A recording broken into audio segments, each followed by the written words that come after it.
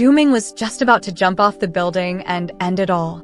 He didn't expect the boy next door, holding a flashlight with a deathly pale face, to ask, "Are you going to commit suicide?" "No, Ming struggled to pull himself back. "Then, if you're not going to kill yourself, can you help me call the police first? My dad, he seems to be dead." The New Year's countdown from the Spring Festival Gala echoed from the neighboring apartment. Ming lay on his gradually cooling bed after turning off the electric blanket, listening quietly. In 10 seconds, it would be a new year again. He reached up to turn off the bedside lamp and silently counted along in the darkness.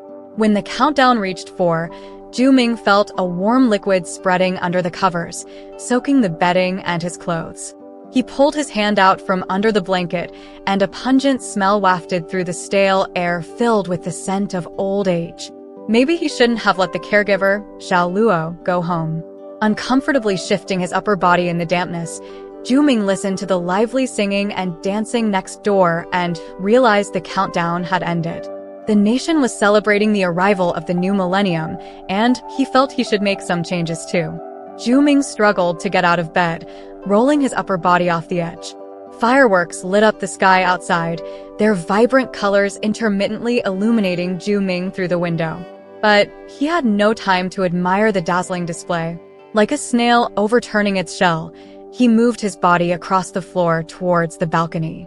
Using his elbows, he dragged his weak lower body and the traces of urine towards the balcony with great effort. It took Ming a long time to reach the balcony railing. Exhausted from the crawl, the cold wind felt refreshing. He dangled half his body outside the railing, finally able to look up at the sky lit by fireworks. The fireworks were splendid, bursting and fading, briefly filling the entire sky. He was mesmerized. When the fireworks ended, Ming lowered his head to look at the world returning to darkness. From the 7th floor, if he landed headfirst, he should die quickly. He exhaled, using his hands to support himself as he prepared to climb over the railing. Suddenly, a bright light shone from the side. Startled, Ming turned towards the light. The light retracted, focusing on a face through the gap in the next-door security window. Under the light, the boy's delicate features appeared ghostly pale, his face streaked with tears, but his eyes held a unique teenage disdain. He looked at Ming, half dangling outside the railing, and asked, "Are you going to commit suicide?" Not wanting to fall in front of a child, Ming struggled to pull himself back. "No, The boy impatiently interrupted, "If you're not going to kill yourself, then help me call the police. My dad, he seems to be dead." Ming struggled for a long time but couldn't climb into his wheelchair. He crawled to the door and stretched out his hand, trying to reach the lock that was only 3 feet off the ground, but no matter how hard he tried, he couldn't touch it. He had to lie on the cold floor, waiting until there was a knock on the door. He then lifted his head like an old tortoise and said, "Please open the lock from the outside. I'm not very mobile." With the help of the police who broke in, Ming finally sat in his wheelchair. He skipped the suicide attempt part and briefly explained the reason for the emergency call. After covering his lower body with a blanket to hide his embarrassment, he rolled his wheelchair to the door. The door next door was already open. Amidst the busy figures of the police coming and going, Ming spotted the boy curled up in a corner. Wearing only a hoodie, his pant legs were rolled up high, exposing his bruised ankles. The boy shivered uncontrollably, his hands red and swollen like carrots, with several frostbitten cracks oozing blood. But he didn't seem to care, neither about his own cold nor about the police bustling around his father's body.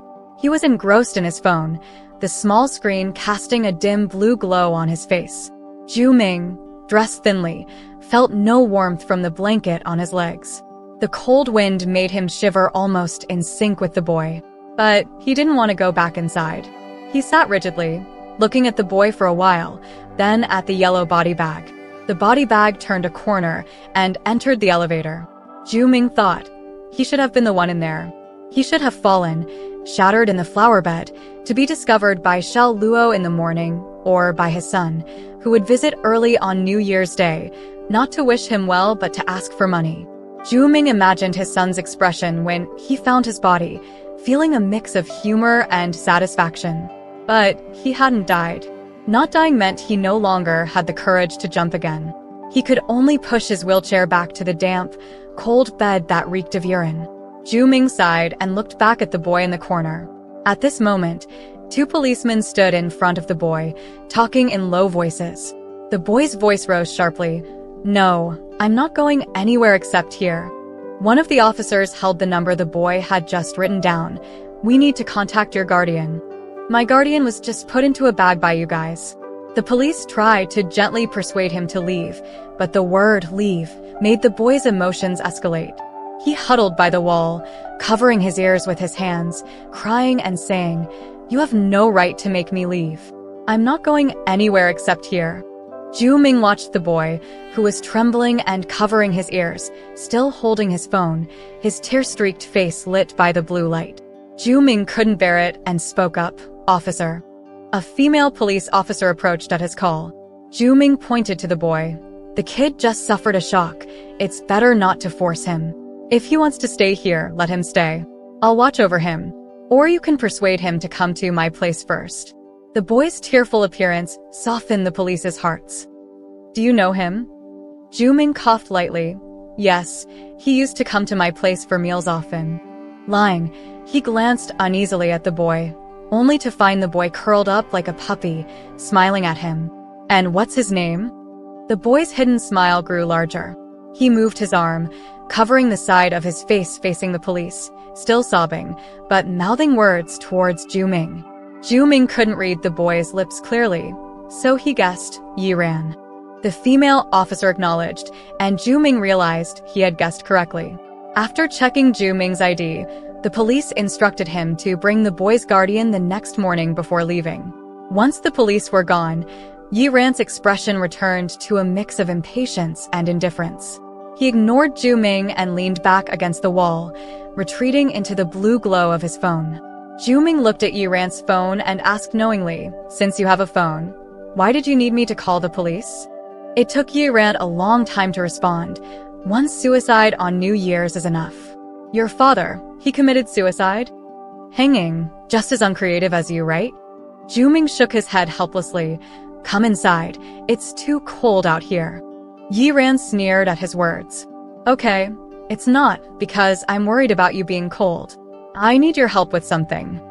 Seeing Yi-ran look up, Ju-ming lifted the blanket covering his legs. The urine had long dried, leaving dark stains on his light-colored pajamas, like territories claimed by shame. Ju-ming bit his lip, waiting for Yi-ran's reaction. Yi-ran stared at the stains for a while, then incredulously looked up. "You weren't planning to jump just because of this, were you?" Ju-ming shrugged with a smile. "Mostly yes." When Ju-ming woke up, Yi-ran was already gone. Xiao Luo was hanging up the sheets and clothes Yi-ran had thrown into the washing machine the previous night.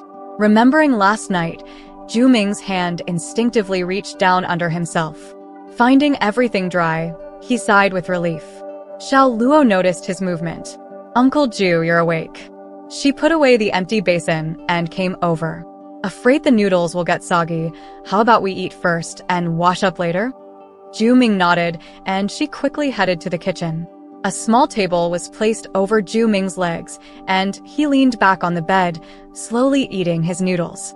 Xiao Luo busied herself with cleaning the room, and they chatted sporadically. "Hey, Uncle Ju, that boy I saw in the house this morning, is he your relative? Such a sweet kid. I served him a bowl of noodles, and he kept calling me Auntie so sweetly." Sweet? Ju-ming thought. Objectively speaking, Yi-ran and sweet didn't really go together. He was supposed to be rebellious, but not in the traditional sense. After all, last night, when Yi-ran changed the sheets and bedclothes and cleaned Ju-ming's body, although he was sharp-tongued the whole time, he didn't show any disdain or roughness. He's the neighbor's kid. How long ago did he leave? Not long after he finished the noodles. I was washing the dishes when a police officer brought a woman to look for him. That woman said she was the boy's mother. Gosh, she didn't look like a mother at all. So young, so beautiful, her looks, figure, and aura were like a fairy. But why was the police escorting her? Oh, right, before I came over. Mrs. Wang said someone committed suicide last night. Xiao Luo was about to continue her gossip when Zhu Ming raised his empty bowl. Can I have another bowl of noodles, please? This successfully interrupted her chatter. Afterwards, she helped Zhu Ming wash up, pushed him into the study, and even after returning from buying groceries, she didn't mention it again, only enthusiastically talking about making pork and green onion dumplings for New Year's Day. By the time they finished making 2 trays of dumplings, it was almost noon. Xiao Luo put the bone broth she had simmered the previous day on the stove, took the trays into the kitchen. Zhu Ming continued making the remaining dumplings, but then heard a knock on the door. The knocking was orderly, but different from others, pausing after 4 knocks.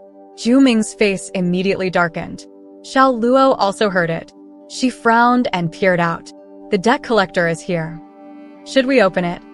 Yu Ming said. Open it, or he'll start shouting outside again. Xiao Luo wiped her hands on her apron and reluctantly opened the door. As soon as it opened, a tall, skinny man squeezed in with a sycophantic smile. He said, "Happy New Year," repeatedly, but came empty-handed, only clasping his own hands together. No one in the house paid him any attention, but he was undeterred. He plopped down in front of Zhu Ming. "Dad, for good luck in the new year, how about giving me a red envelope?" Zhu Ming placed the dumpling he had just made into the tray. "No red envelope, but there's a blank one." "Hey, your pension is thousands a month. Why fuss over a small red envelope?" The man placed the dumpling carefully on the tray. His face was still smiling, but there was a hint of menace in his eyes. "Disheng, can't you stop gambling?" "You disheng loket. Give me enough money, and I'll stop gambling." "What do you mean by enough?" "Well, you see, I don't have a job. If you give me this house, I can rent it out for a steady income every month. That would be enough." "You Ming loket bitterly. If I give you the house, where will I live?" "In a nursing home." Xiao Luo couldn't take it anymore. She came out of the kitchen, holding a ladle. "Your dad is half paralyzed, and you don't take care of him. You even want to send him to a nursing home? How shameless can you be?" Zhu Disheng's face turned cold. "Oh, did you get yourself a watchdog?" Xiao Luo trembled with anger. She raised the ladle to hit Zhu Disheng, but he caught it easily. "Oh, so even the watchdog bites, huh? Being so obsequious. Are you hoping the old man will give you the house when he dies?" Zhu Disheng flipped Xiao Luo to the ground along with the ladle. He glared at Zhu Ming viciously.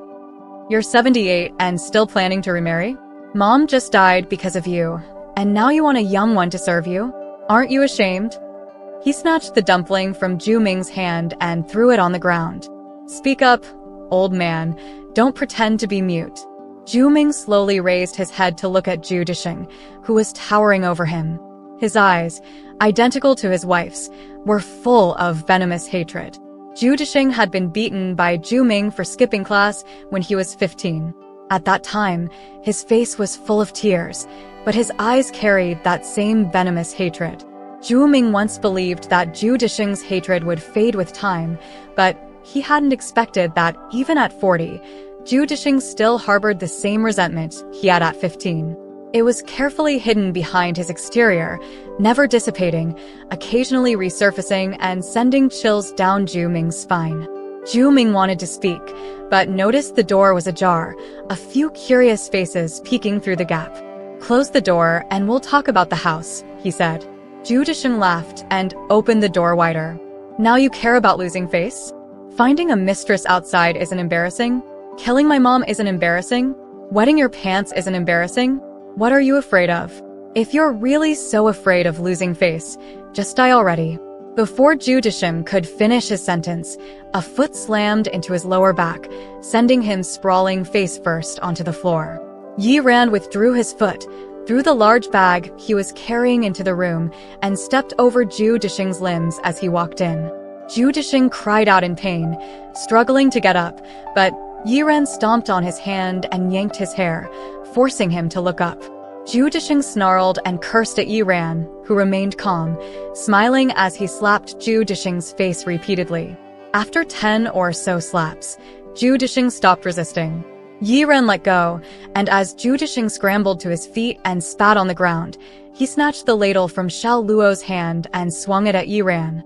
Zhu Ming gasped in fear but saw that although Yi Ran looked thin, he was agile and surprisingly strong. Yi Ran deftly dodged Zhu Dishing's attack, sidestepped behind him, hooked his leg, and flipped him onto the floor again. Yi Ran sneered. What kind of man wants to act like a maggot? Zhu Dishing, furious but silent, glared at Yi Ran. Yi Ran continued, but don't worry, no one's afraid of you. At school, I'm a maggot extermination expert. You've met your match. Yi Ran raised his hand as if to slap Zhu Dishing again, but Zhu Ming quickly intervened to stop him. Yi Ran obediently let go, and Zhu Dishing, hunched over, prepared to attack again. However, as soon as Yi Ran raised his hand, Zhu Dishing fled, pushing through the onlookers at the door. Yi Ran closed the door with a smile and turned back, sniffing the air. Auntie Luo, what are you cooking? It smells delicious. Snapped back to reality, Xiao Luo smiled warmly at Yi Ran, feeling a sense of relief after seeing him handle Zhu Dishing. Dumplings. Just wait a moment. I'll cook them right away. Xiao Luo returned to the kitchen, and Yi Ran picked up the large bag he had thrown into the room earlier, dusted it off, and placed it on Zhu Ming's lap. Zhu Ming asked, "What's this?" "Adult diapers." "Oh, huh? What?" Zhu Ming was still reeling from the shock of realizing that there were adult diapers when he heard Yi Ran say he planned to live alone. Xiao Luo, bringing out the dumplings, overheard and asked, "Living by yourself?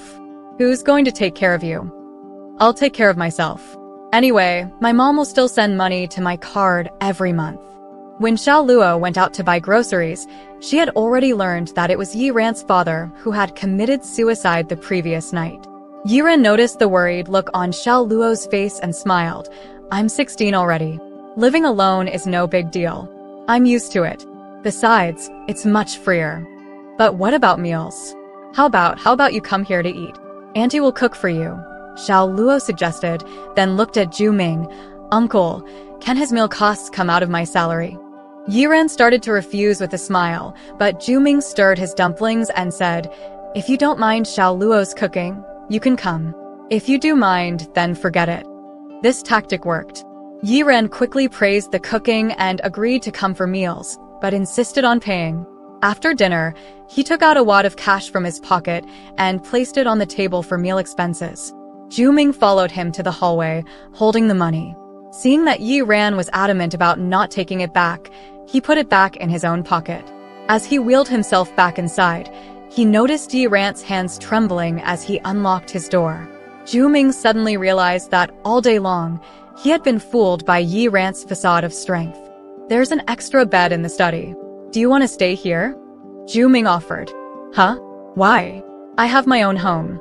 What would living with you look like? Aren't you scared?" "What's there to be scared of?" Yi Ran steadied his hands and quickly opened the door. "He couldn't beat me to death when he was alive. What's he going to do now that he's dead?" The door closed in Zhu Ming's face. Zhu Ming returned to his room with mixed emotions, only to see Xiao Luo distractedly sweeping the floor. "Xiao Luo, finish up and then go home. It's New Year's Day. Go spend it with your family." Xiao Luo snapped out of her daze and shook her head. "I went home last night. I'm not going back today. You still pay me, so it's not right for me to leave. But..." She hesitated before asking, "Can I bring my daughter here? My mom called and said she's been crying for me all day. She's very well behaved and won't bother you." Zhu Ming smiled and nodded. Xiao Luo excitedly finished sweeping, then rode her scooter to fetch her daughter. The little girl was indeed well behaved, dressed in a red jacket with her hair in a high ponytail, bouncing around like a little radish. After helping Zhu Ming wash up, Xiao Luo helped him put on the adult diapers Yi Ran had brought. The thick, white garment didn't bring the shame he had expected. Instead, it gave him a childlike sense of security. Zhu Ming climbed into bed with this newfound sense of security. Outside, Xiao Luo and her daughter lit a small lamp and softly read some pinyin aloud. Soon, the light went out. The little girl's silhouette appeared in the doorway. She shyly glanced back at her mother, who gently nudged her forward. She hopped over to Zhu Ming's pillow. "Good night, Grandpa." She puckered her lips and planted a wet kiss on Zhu Ming's wrinkled cheek. She bounced away, and Zhu Ming's whispered goodnight was covered by the closing door. His heart felt both sweet and bitter. He remembered he once had a daughter. She too had worn a red jacket with a high ponytail. She was just as lively, but she was born in an unfortunate year. She didn't live to see the spring term. Zhu Ming sighed, finding it hard to sleep. A sudden beam of white light shone through the balcony, sweeping across Zhu Ming's bed. He followed the light to the balcony. The white light roamed in the darkness, identical to the one that had shone on Zhu Ming's face the previous night. Zhu Ming wanted to respond, but with the glass door between them, he feared waking Xiao Luo, and Yi Ran might not hear him. Zhu Ming watched the solitary light wandering in the darkness, feeling anxious. He suddenly recalled that his late wife had kept a cat. Zhu Ming remembered how his wife loved to use a laser pointer to make the cat jump and chase it. After his wife passed away, the cat was given to a trustworthy person, but the laser pointer had remained in the bedside drawer. Zhu Ming turned slightly and fished around in the drawer until he found the laser pointer. With a flick of the switch, a beam of red light shaped like a little cat appeared. Zhu Ming moved his wrist, and the white light followed like a cat chasing the pointer. The red and white lights danced around the balcony, gradually breaking the darkness. Zhu Ming's wrist grew tired, and he stopped moving the red light. He placed the laser pointer beside him, leaving the red cat shape in the middle of the balcony railing. The white light hovered nearby, waiting for a moment, then enveloped the red light like a canopy. Zhu Ming smiled, feeling the bitterness in his heart melt away. In his drowsy vision, the overlapping red and white lights resembled a snowdrop flower with a red center. Zhu Ming woke from his dream to see Yi Ran on the balcony, gathering sheets. Zhu Ming asked, "Why are you here? Where's Xiao Luo?" "I came for breakfast. Auntie Luo went to take her daughter home." Having finished with the sheets, and with Xiao Luo not yet back, Yi Ran naturally helped Zhu Ming wash up and change his diaper. Despite being only 16, his movements were practiced, as if he had done this countless times before. Stirring his hot porridge, Zhu Ming wanted to ask why Yi Ran was so skilled at this, but before he could, Yi Ran spoke up. "Does Auntie Luo stay here at night too?" "Yes, I told her she could go home at night and come back during the day, but she worries too much to leave." Zhu Ming smiled. "She's a very professional and responsible caregiver. She takes her duties seriously, even if it means neglecting her own family." Yi Ran nodded, no wonder. She looked like she was about to cry when she took her daughter home. "Yes, but she'll come back smiling as always." Zhu Ming felt a pang of sadness, realizing how many people he had burdened with his condition. As he sipped his porridge, a thought struck him. "Yi Ran, would you be willing to stay here at night? I sleep well and won't need much from you. But if you stay, Xiao Luo can go home at night without worry and—" Zhu Ming took out the money Yi Ran had given him for meal expenses. "You staying here could cover the meal costs. Will you help me out?" Yi Ran pondered for a moment, then accepted the money and agreed. Zhu Ming felt a surge of joy, confident that Yi Ran would agree. In the few days they had spent together, Zhu Ming had figured out Yi Ran's temperament. If approached with sympathy, the young man would likely reject any help disdainfully. However, if asked for help, he was always willing. This way, Xiao Luo could go home, and Yi Ran wouldn't feel scared or lonely anymore. Yiran initially just moved in to sleep somewhere different at night. But after winter break, once he started school, he took on the responsibility of making breakfast as well. Every morning, they washed up together, ate steamed sweet potatoes or pumpkins, and then Yiran hurried off to school while Zhuming wheeled himself into the study. Xiao Luo spent more time with her daughter and was grateful to Yiran.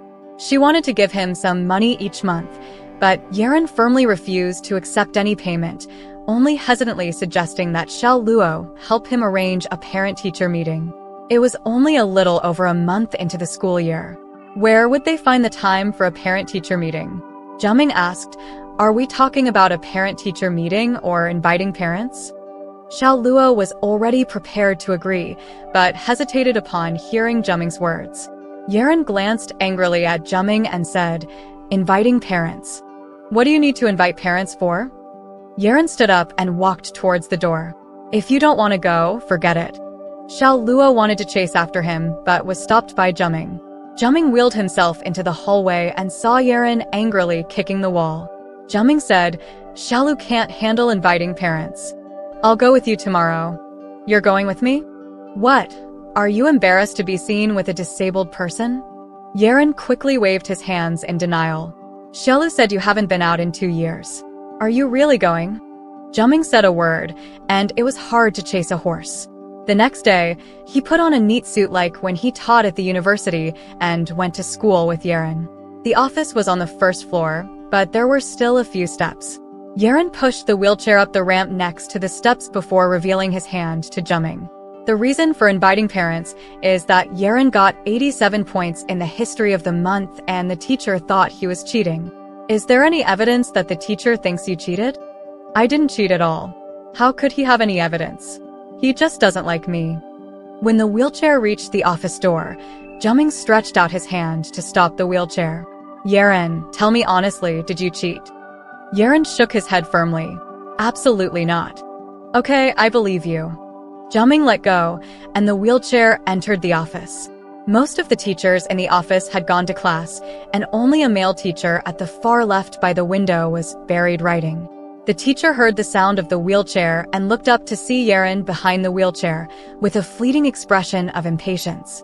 Yeren leaned close to Zhuming's ear and said, the homeroom teacher's surname is Zhao. When the wheelchair reached Mr. Zhao's desk, Mr. Zhao turned around and greeted Zhuming with a mocking look. Grandpa, huh? Fine, then let's talk. Mr. Zhao opened his teacup and took a few sips before reluctantly starting to talk about Yeren's mischief. Fighting, falling in love, being late, sleeping in class, reading idle books during self-study. Zhuming turned to Yeren and asked, what idle book are you reading? Romance of the Three Kingdoms. Zhuming's sudden interjection annoyed Mr. Zhao, who raised his voice to accuse Yeren of cheating. He never pays attention in class, always gets red marks, and scored 87 on the history test. Do you really believe he didn't cheat? Zhuming responded, can you show me the cheat sheet he used? Oh, you don't have it. So, what cheating tools did he use? You must have confiscated them, right? Please show me. The teacher looked uncomfortable.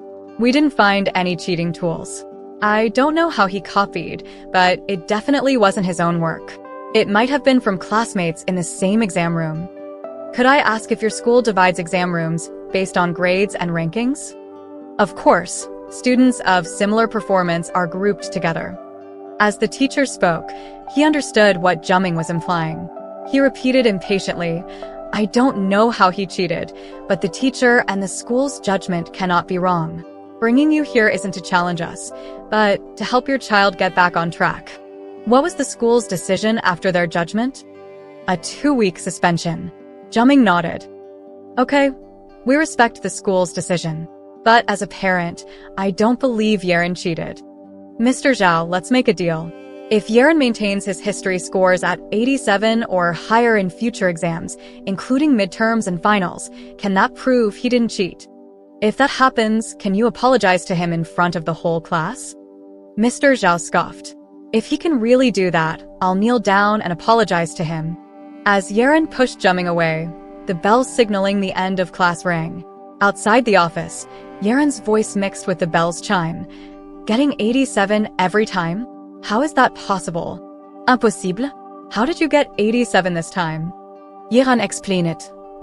On the day my dad passed away, I was upset and didn't know what to do.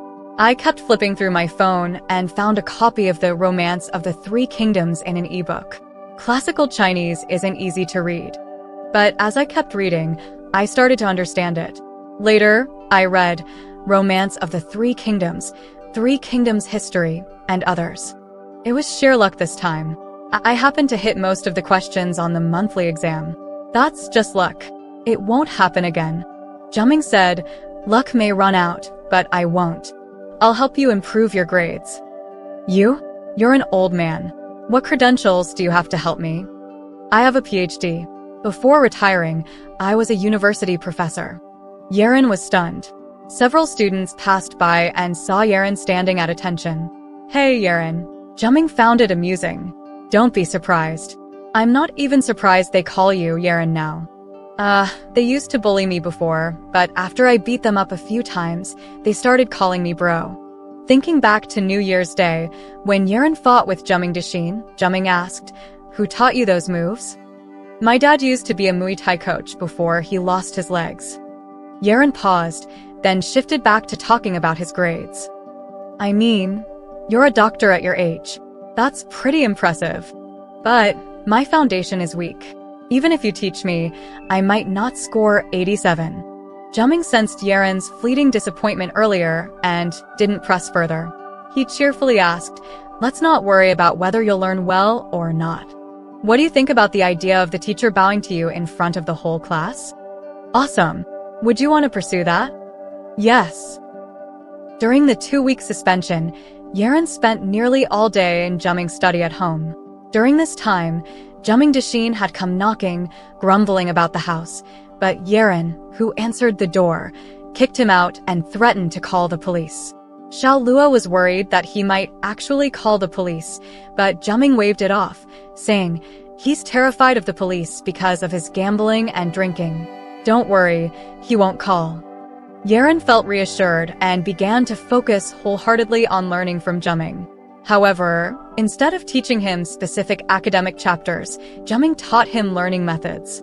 These methods alleviated Yeren's fear of studying and even sparked his interest. He began to study diligently from morning till night, only taking a break after dinner to will Jumming to the nearby park for some fresh air. Every evening outing provided them endless topics of conversation. Most of the time, Yeren listened eagerly as Jumming shared fascinating knowledge, from ancient mythical creatures to the red boat of Nanhu Lake.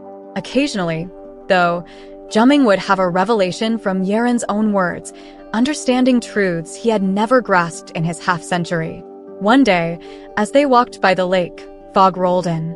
With no one around, they stood and sat in silence, inhaling the damp air and watching the mist turn blue around the boardwalk lights, as if they were in the center of a nocturnal sea.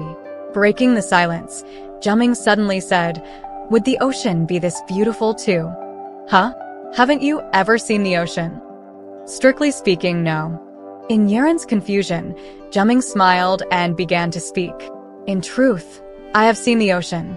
In my youth, I traveled abroad, and in middle age, I was imprisoned, both times crossing the ocean on a large ship. But in my youth, I was focused on my future and dancing with female classmates. In middle age, I was full of grievances, only the ruins of a destroyed future. Half my life has passed over the ocean, but I always had earthly concerns in my heart. I never thought I'd have the chance to stop and quietly look at the sea. Strictly speaking, I have never seen the ocean because I have never gone to see the ocean just to see it. After retiring, my wife always had a wish to see the ocean. 2 years ago, I drove her to see the ocean, but we didn't get far before we had a car accident. She died on the spot, and I was paralyzed. Jumming lowered his head, slowly rubbing his leg in the mist. Dashin always says I killed his mother, and I've thought the same. If only I hadn't thought of driving, or if we hadn't thought of going to see the ocean. But that thought only occurred in the year I became paralyzed. Later on, my wife's wish gradually became my obsession. I still want to drive to see the ocean, even dragging my crippled leg. I want to complete that unfinished journey. I still want to go and see the sea. The two stood in silence for a while longer as a light rain began to fall. Upon returning from the riverbank to their home, Jumming caught a cold and lay in bed for a few days. Meanwhile, Yeren resumed classes and his academic workload intensified. The study methods and mindset taught by Jumming propelled Yeren to develop an unprecedented interest in learning. His grades skyrocketed, consistently scoring above 87 in history and even ranking in the top 10 of his class. Yeren had long forgotten about the teacher's apology, but one day during evening self-study, Mr. Xiao called Yeren to his office. There was no bowing, but they both sat down, and Mr. Xiao apologized. After the college entrance exams, Yeren received admission notices from his dream universities with excellent grades. When the notices arrived, Yaren's mother, unusually proud, invited him to spend the summer vacation at their house. Yaren was reluctant to go, but Juming taught him to accept family affection. So Yaren packed his bags and went to his mother's house. Initially, Yaren called Juming every 3 to 5 days to share anecdotes. However, as Yaren began preparing for his driver's license exam, he became busier, and it was a long time before he thought of Juming again. When Yaren finally called to inform Juming of getting his driver's license, the phone went unanswered. Booking the next available return ticket, Yaren called Xiao Luo to check on things. As soon as Xiao Luo picked up, Yaren heard her tearful voice. "You finally called. Come back quickly. Uncle Ju has been sent to a nursing home by his bastard son." Yiran had just gotten off the car. He spotted Xiao Luo in the crowd and waved to her. She squeezed through the crowd to approach him. As they walked with the crowd out of the station, Yaren asked, "How long has Uncle Ju been in the nursing home?" "Almost 2 weeks." "Why didn't you call me?" Xiao Luo sighed. "I wanted to tell you from the beginning, but Uncle Ju didn't want me to. He said you finally got to be with your family and didn't want me to disturb you." "Is that bastard living in the house now?" Yaren threatened to drive the bastard out and bring Juming back home. Xiao Luo was frightened by his angry demeanor. "Please don't cause trouble. You're about to go to university. You can't ruin your future because of this bastard. Besides, he's not living in the house. He rented it out." Yaren stood still, gripping his backpack strapped tightly, veins showing on his hand. The taxi driver impatiently leaned out of the window to urge them on.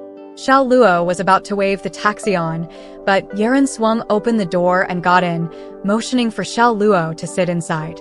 "Aunt Luo, take me to the nursing home first." During the drive to the nursing home, Yaren remained silent. Xiao Luo spoke gently, describing the situation at the nursing home, fearing that Yaren might really cause trouble for Juming Dashin. The nursing home was not as bad as expected. Everything was decent and orderly. The caregivers weren't very attentive, but they weren't neglectful either. The food wasn't great, but it was edible, and thankfully, there were no cases of abuse or mistreatment. Juming was physically healthy in every way, but he seemed less spirited than before. There was an entertainment center in the nursing home. Whenever Xiao Luo visited Juming, he would sit alone in a corner, sometimes staring ahead, sometimes looking out the window. When Yaren arrived at the door of the entertainment room with Xiao Luo, Juming was sitting quietly in the corner, gazing at a withered orchid on the balcony. He had lost weight and seemed shorter. Yaren remembered Juming as tall, even when sitting in a wheelchair. Juming used to dye his hair regularly, always neatly groomed. He often wore traditional Chinese or Western suits, with rimless glasses when reading, showing an elegant demeanor. But now, sitting by the window, Juming had messy silver hair, wearing a bulky gray coat, his gaze vacant as he hunched in the corner, looking aged and frail. Yaren's nose tingled, tears welled up in his eyes. He shook off Xiao Luo's comforting hand hastily, saying, "I'll come another day." Then he turned and hurriedly left. He walked briskly along the street. The image of Juming's frailty kept replaying in his mind, making Yaren acutely aware of Juming's age for the first time. Juming was already in his 70s, and the difference between life and death was just a shallow river. Even if Yaren managed to reclaim the house, it would only provide slightly more comfort while still consuming the remaining years of Juming's life like a prison. Standing on the street, tears streaking down despite the gaze of passers-by, Yaren took a deep breath and pulled out a bank card from his backpack. This card had been receiving monthly deposits since Yaren was 14, after his mother remarried. He had saved most of the money in the account, spending only on necessities. It wasn't a huge sum, but it wasn't insignificant either. Yaren had originally planned to use it for university expenses. But now, he decided to use it for something else. Wiping away his tears, Yaren asked for directions to the nearest bank and withdrew all the money from his account. Yiran returned to the nursing home alone 5 days later. Juming was still sitting in the corner of the entertainment room, focused on playing with his fingers. Walking through the crowd, Yaren stood in front of Juming. Juming sensed the shadow that had been hanging over him and slowly raised his head. His face, devoid of vitality, brightened at the sight of Yeren, his cloudy eyes clearing with a smile. It was like Noah's expression upon seeing the olive leaf in the dim, stuffy ark. Juming smiled and grasped Yeren's hand. "Are you enjoying your time with your mom?" Yeren choked up with countless words, suppressing the surging tears. He crouched down to meet Jumming's eyes. "Yes." Gently stroking Jumming's increasingly frail hand due to weight loss and age, he said, "Let me take you out for some fresh air, okay?" Once Yeren stood behind the wheelchair, tears streamed down his face without restraint. He struggled to control the trembling in his voice as he answered Jumming's questions, telling him what he had seen during the time they hadn't spoken. He recounted pushing the wheelchair through streets and alleys, crossing parks, and finally stopping in front of a van. The van, although a bit old, was clean, with waves and seagulls painted on its dusty body. Opening the door, Yeren was greeted by a neat interior with a faint fragrance. The rear seats of the van had been removed, and a modified mattress lay in the trunk, forming a small but comfortable bed. In one corner of the bed were some food items, a medicine box, a toolbox, and a stack of diapers. Yeren smiled as he stood in front of the van. "I don't have much savings, but if we live in here, we can save on accommodation expenses. With the money left over for gas, tolls, and the occasional meal out, we'll have enough for the round trip." "What expenses?" "You're starting university in less than 2 weeks. Where do you plan to go?" "Not me." Yeren smiled and embraced Jumming. "Us. We're going to see the sea together." "The sea!" Jumming exclaimed. "Yeren, you're an adult now. You can't act impulsively like this, deciding on a whim. You didn't even inform me.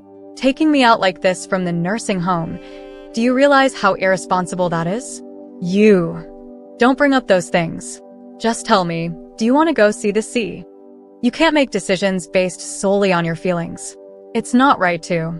Just tell me, do you want to go see the sea? Do you want to go or not? "Ido." Bureau Ming hadn't felt this free in a long time. Sitting in the passenger seat, watching the scenery rush past, lying in the back bed, swaying like a boat. This freedom came after he was exonerated and returned to teach at school, an experience he hadn't felt again. He thought he would live his life by the book until he died, and he wouldn't understand the feeling of the wind blowing anymore. But now, Bureau Ming rolled down the car window. The summer evening wind, with lingering heat, warmly brushed his face. He closed his eyes, tears gradually filled and slid down. The map book placed by Yi Ran on one side kept flipping in the wind. He smiled and protested. "Don't feel free anymore. If you keep feeling it, the map will be free too." Bureau Ming hastily wiped away tears and rolled up the window. The map book quieted down. Yi Ran wrinkled his brows as he looked around the wasteland. Bureau Ming laughed. Did we take the wrong road again? This was the third time they had taken the wrong road since they started traveling. The distance to the seaside was only 1,150 kilometers, and they should have arrived after 2 slow days of driving. But Yi Ran not only drove slowly but also didn't recognize the way. After 3 days on the road, they hadn't even seen the shadow of the sea. Bureau Ming teased, a directional fool driving, comparable to a blind person feeling for shrimp. Naturally, Yi Ran disagreed. He argued that although they took the wrong road, they also saw many unexpected sights. They watched street performances on the street, gave way to sheep on winding mountain roads, sought shelter from the rain in a coal mine tavern, and listened to miners telling ghost stories amidst thunderous storms. They even saw a double rainbow in the damp mud. Although Bureau Ming's wheelchair got stuck in the mud, it took several people to help get it out. Yi Ran. But every moment was enjoyable, right? Bureau Ming nodded involontarily. Indeed enjoyable. Here's the translation of the extended passage you provided. Bureau Ming hadn't felt this happy in so long that in every happy moment, he even wished his life could come to an abrupt end. Yi Ran steadied himself on the steering wheel, focused on the map for a moment, then suddenly looked up and saw a black, rapidly approaching the car window in the distance. Bureau Ming saw it too and shouted, "It's a bird, swerve." Yi Ran jerked the steering wheel, twisting his body as the car veered from the lane onto the wasteland. The bird still struck the car heavily, leaving a trail of blood on the ground. The car crashed into a tree in the wasteland, and Yiran snapped out of his fright to quickly check on Bureau Ming beside him. Luckily, he was unharmed, but the car couldn't be restarted due to damage to an unknown part. Bureau Ming got out of the car, rolling his wheelchair to search for the bird they had just encountered on the road. By the time Yiran, who didn't understand car repairs, finally gave up and went to find Bureau Ming by the roadside, Bureau Ming had already buried the dead bird in the soil. Seeing Bureau Ming finish burying the bird, Yiran noticed that he kept staring at the wings sticking out of the mud and asked, "Are you sad for it?" "A bit." Bureau Ming lowered his head. "But actually, I was thinking, did the bird know it would die at dusk when it left its nest at dawn?" "Of course not. No one can predict their own death." Cannot predict, but should know. Knowing that the countdown to death begins from birth. Bureau Ming patted the dried mud off his hands. Yiran's voice softened. "Are you afraid to cross that river?" "Not afraid." Bureau Ming looked towards the horizon where the sunrise and sunset were indistinguishable, just a bit lost. If people are destined to die, then what's the meaning of living? To leave a mark? Or to benefit humanity? Perhaps those who achieve both are an extremely rare few. In a lifetime, there's more suffering than joy, more parting than reunion. Life is hardly like a fairy tale. After enduring hardship, most people don't hope for a happy ending but to avoid inevitable death. In that case, what's the point of it all? Why live? Yiran sat cross-legged beside Bureau Ming, chin resting on his palm, pondering his words. He heard his stomach growl from hunger. Yiran rubbed his stomach. To eat dumplings with pork and green onion filling. Bureau Ming paused, then Yiran smiled and pointed to the wasteland. "Hey, did you see that little flower over there? Behind the dead tree, hidden among the rocks, that small orange flower. There, did you see it?" Bureau Ming followed Yiran's pointing finger and saw a pinkish-orange flower nestled in the crevices among the weeds behind the dead tree. Seeing Bureau Ming nod, Yiran withdrew his hand. "Let me say this, the meaning of life is to see that little flower. Living decades is just spinning in place, but as long as you're willing to seek out that little flower, any way you live is meaningful. And if the desire to turn your head and search for that little flower disappears, death will replace life as another meaningful event. Like my dad." Yiran bowed his head in contemplation for a moment, then continued. After his amputation, he started drinking heavily. Drove away his caretakers, drove away my mom. When my mom remarried, she was ready to take me with her, but I didn't want to go. I felt that if I left, my dad would have no way out. So I learned to take care of him. From age 14 to 16, over those 2 years, I hated him countless times. But after the wounds he inflicted healed, I realized that I wanted him to live more than I hated him. On New Year's Eve when I was 16, he did something out of character and didn't drink. He had dinner with me, watched the Spring Festival Gala, and as midnight approached, he said he was tired and wanted to go inside to sleep. Yiran buried his face in his hands, taking a deep breath. I still occasionally dream of the look in his eyes that night. Reluctance, affection, tenderness, but more than anything, happiness. Happiness on the verge of liberation. Do you know how determined he was to die? He tied a rope to the bedpost and silently strangled himself to death.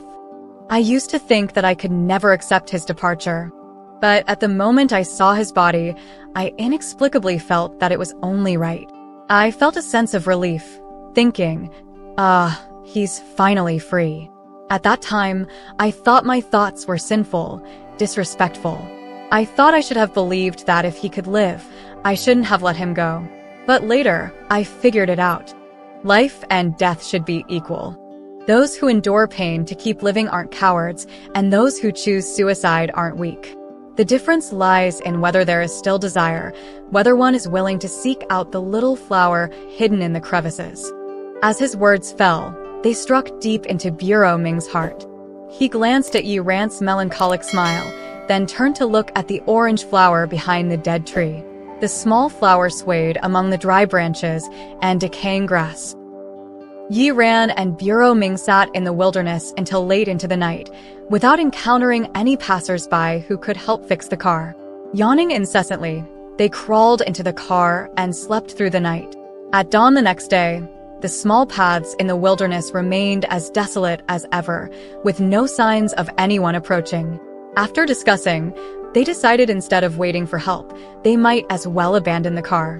Taking advantage of the sun not yet rising, they planned to walk and find a village or town to arrange for transportation. Yi Ran packed essential items into his backpack and pushed Bureau Ming along the path. As they entered the village, the sun began to peek over the horizon.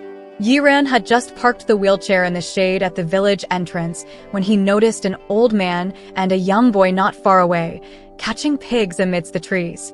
After helping them tie up the pig, the old man invited Yi Ran and Bureau Ming to his home for a cup of tea. Sitting in the courtyard of the old man's house, Bureau Ming asked him, "Is the sea far from here?" "Not far. Take the number 83 bus to the county town and you'll reach the terminal." Learning that Yi Ran and Bureau Ming had come from out of town specifically to see the sea, the old man warmly offered to drive them to the county town with his tricycle. But with the sun blazing, it would be better to wait until dusk when it cooled down. Gratefully, Bureau Ming and Yi Ran accepted, spending the afternoon napping on the wicker chairs the old man brought out. Yi Ran slept deeply, but Bureau Ming kept waking up from dreams. In his dreams, his legs, long devoid of sensation, could stand again, and in the distance, he seemed to see his wife. Running towards her in his dream, he suddenly felt a great sense of falling. Bureau Ming woke up drenched in cold sweat, his heart pounding rapidly with intense pain. Instinctively, he looked over at Yi Ran. Seeing Yi Ran's peaceful sleeping face, Bureau Ming suddenly realized that their journey was coming to an end. After seeing the sea, Yi Ran would go back to school while he would return to the nursing home. But could he really go back to the nursing home? Could he sit quietly in the corner of the entertainment room day after day, staring at the withered orchids?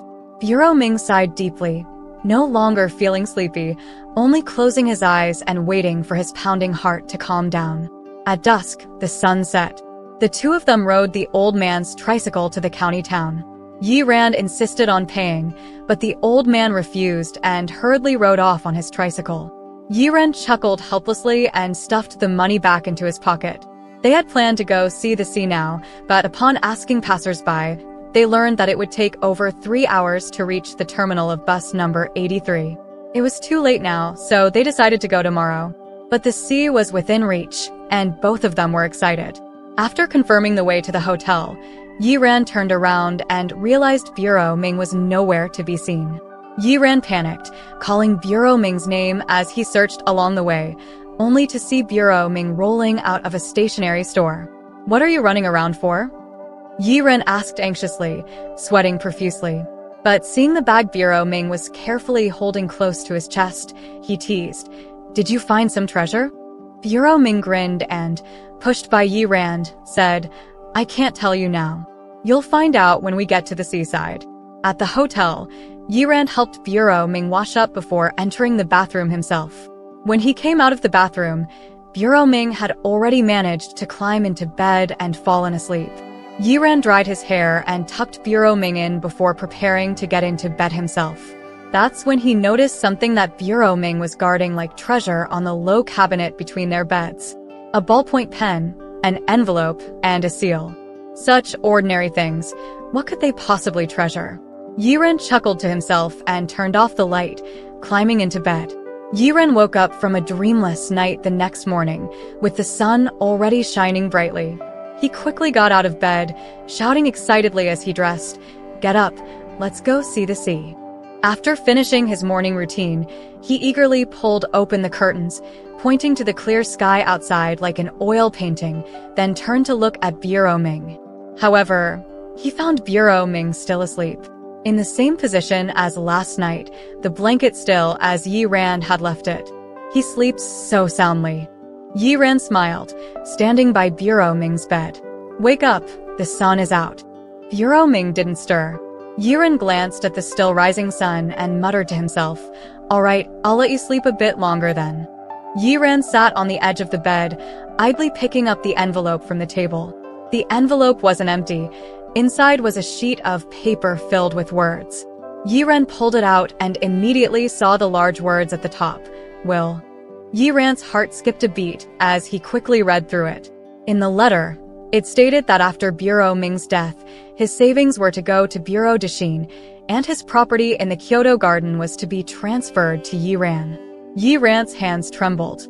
He glanced at Bureau Ming's signature at the bottom right corner of the letter, along with the bright red thumbprint over it. The letter slipped from his hand back onto the low cabinet. Yiran slowly turned his head to look at Bureau Ming, still lying on his side. Reaching out, Yiran pushed Bureau Ming gently. His touch was cold, chilling Yiran's entire palm. This coldness made Yiran want to scream, but suddenly his throat felt choked with something. Bending over, Yiran began to retch, but nothing came out except the feeling of something cotton-like being forcibly removed from his body. In the dizziness that followed, Yiran finally heard his own voice. Don't scare me. Don't do this to me. What should I do? What should I do? In a world blurred by tears, Yiran spun around in confusion, feeling utterly lost. And in that spinning chaos, the sound of a cup shattering finally snapped him out of it. An ambulance. Call an ambulance. Yiran squatted in the corridor, watching as doctors came in and out of the hotel room, still clinging to hope. Perhaps it was just a sudden illness that led to unconsciousness, or maybe there was still a glimmer of hope. When the doctor announced the death, Yiran didn't react. His brain couldn't grasp the meaning of the word death. Yiran was completely stunned. He didn't cry or make a fuss, nor did he react to anything around him. The nurse was afraid that Yiran might have an accident alone, so she used Zhu Ming's phone to dial the emergency contacts. Zhu Ming's phone had 3 quick contacts set up. Number 1 was Yiran. Number 2 was Xiao Luo. Number 3 was Zhu Dixin. Xiao Luo and Zhu Dixin arrived at the hospital around the next day. Yiran had been sitting on a bench not far from the morgue for a day and a night. He was barely roused from his stupor by Xiao Luo. Xiao Luo went to see the body. She sat on the bench with tears in her eyes, holding the limp Yiran, and said, Zhu Dixin shed a few fake tears. Then the hospital issued a death certificate, deciding not to transport the body back to the hometown and to cremate locally at 8 a.m. tomorrow. Yiran heard voices, but couldn't understand their meaning. After a day and night, Yiran looked like a wreck. The 18-year-old youth, whose hair had turned half white overnight. He collapsed in Xiao Luo's arms, his eyes open but devoid of any light. He couldn't understand the news of Zhu Ming's death. He just sat there stupidly. The only thing he cared about was to accompany Zhu Ming. Xiao Luo felt heartbroken seeing Yiran like this. She cried and tried to comfort him, calling the doctor, who could only say, he suffered a severe shock. Wiping her tears, Xiao Luo gently persuaded Yiran that Zhu Ming was already at the hotel. Finally, she managed to coax Yiran away from the bench and back to the hotel. The room was just as they had left it the day before. The wheelchair leaned against the wall, with Zhu Ming's drab gray coat draped over it. On the table were 2 buns Zhu Ming didn't finish last night and half a bottle of mineral water he hadn't drunk. The bed where Zhu Ming had slept was rumpled, the sheets thrown off in a bundle, the pillow still indented from his head. Next to the pillow was the stationery where Zhu Ming had written his will, lying on the low cabinet. It was open, revealing Zhu Ming's flamboyant signature in the bottom right corner and a bright red thumbprint. Tears suddenly welled up in Yiran's eyes.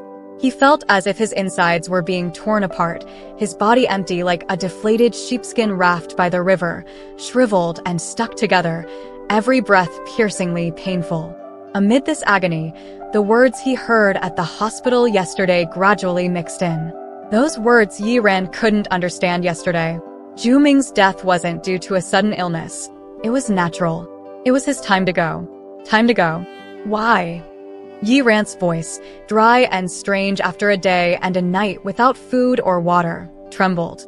Crawling forward, he reached for the will on the low cabinet and held it close to his chest. Why? We've come so far. We were about to see the sea soon. Why did you run out of time? Where are you in such a hurry to go? It was because you wanted to see the sea that I brought you here to see the sea. Why do you have the right to leave me? Yi Ran let out a mournful cry and collapsed. He had a dream. In his dream, Zhu Ming stood by the sea enveloped in thick fog. He saw Yi Ran and gently smiled as he walked towards him. Yi Ran tried to speak but found himself unable to move, watching like an outsider. Zhu Ming approached him slowly, lovingly patting his head, then conjured a small orange flower out of thin air and handed it to him. The orange flower shone brightly and beautifully in the mist. After watching it for a moment, Yi Ran looked up again to find Zhu Ming had walked far into the fog. Yi Ran wanted to chase after him but noticed Zhu Ming wasn't alone. There was a lady walking beside him. Yi Ran woke up from the dream. Looking around, he found himself lying in a hospital bed. The will was crumpled and tucked into an envelope on the bedside table. Xiao Luo was peacefully sleeping in the nearby bed. Yi Ran turned his head to look at the sky and suddenly remembered what Xiao Luo had said yesterday. Zhu Ming would be cremated nearby at 8 a.m. today. Yi Ran rolled over, grabbed the will from the bedside, and rushed out. He took a taxi and arrived at the entrance of the city's only funeral home, with 10 minutes to spare until 6 o'clock. Yi Ran sat comfortably on a stone pillar at the entrance, placing the will in his pocket and taking a deep breath, determined. He still wanted to take Zhu Ming to see the sea, even if it was just his ashes. He would carry Zhu Ming's ashes to see the sea. Yi Ran knew Zhu Dexin wouldn't easily give him the ashes, but if necessary, he would use the will to negotiate. Yi Ran apologized silently. He understood that Zhu Ming had left the house to him to provide a safe and warm home full of memories. But what Zhu Ming didn't understand was that for Yi Ran, safety and warmth never came from a house without its inhabitant. It was just a pile of building debris. When there were 20 minutes left until 8 o'clock, Yi Ran saw Zhu Dexin coming out with the urn. Zhu Dexin was surprised to see Yi Ran. You really are persistent. Yi Ran got straight to the point. How much? Are you willing to give me Grandpa Zhu's ashes? Zhu Dexin sneered. What good is your few $100 to me? The Kyoto Garden has been included in the demolition scope, did you know? Yi Ran countered calmly. With the demolition compensation, do I need to bother with your measly 300? Would that be unrighteous? Zhu Dexin retorted. Yi Ran unfolded the stationery and recited behind Zhu Dexin's back. I, Zhu Ming, after my death, will transfer my property located at Unit 7, Floor 7, Building 3 in Kyoto Garden to my young friend Yi Ran. Zhu Dexin turned around at the sound, and Yi Ran held out the stationery towards him. Grandpa Zhu had full legal capacity when he voluntarily wrote this will in his own handwriting. And here, Yi Ran tapped the bottom corner, where Zhu Ming's signature and thumbprint were, is his signature and fingerprint. This will is valid. You won't get the house. Yi Ran withdrew the will into the envelope. But we can make a trade. You give me the ashes, and I'll give you this will. I haven't shown it to anyone else, so the house remains yours. How about it? Deal or no deal? Zhu Dexin's expression rapidly changed. You want to exchange a house for ashes? Can I ask, what are you aiming for? I'm not aiming for anything. I just want to fulfill the old man's wish. Oh, to see the sea, right? Zhu Dexin chuckled. I guess that's it. The old man was stubborn, and so are his friends. Zhu Dexin stared at Yi Ran for a moment.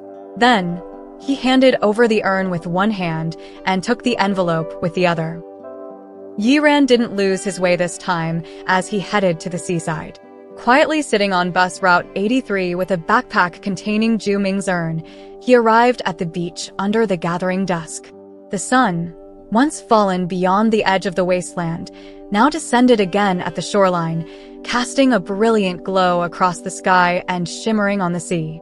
Yi Ran found a secluded spot, sitting cross-legged. He took the urn out from his backpack and placed it on his knee. He gazed at the vast expanse of the sea, witnessing countless sudden reunions and farewells, embracing all the joys and sorrows of the world. The sea surged, waves rolling back and forth, generously painted by the evening glow, transforming into a flamboyant spectacle.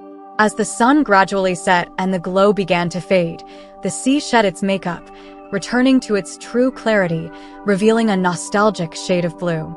Yiran gently touched the warm urn in his arms and spoke aloud. "The sea is truly beautiful, isn't it?" Finally, at the seaside, he received no answer from the empty space beside him, surrounded only by the silent waves. Suddenly, a seagull soared into the sky. It brushed against Yi Ran's hand resting on the urn, calling out as it soared towards the heavens. After circling once in the sky, it swooped down towards the sea again. Something floated gently from the seagull's tail feathers, slowly descending. Yi Ran rushed forward, tilting his head back to catch it. But the light, floating object was caught by a gust of wind and drifted towards the sea surface. In the dim twilight, it danced and fluttered, appearing to be a feather, yet also resembling an orange flower.